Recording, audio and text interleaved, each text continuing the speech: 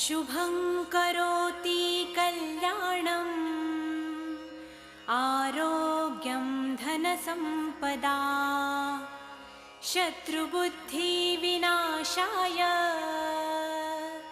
दीपज्योति नमोऽस्तु ते।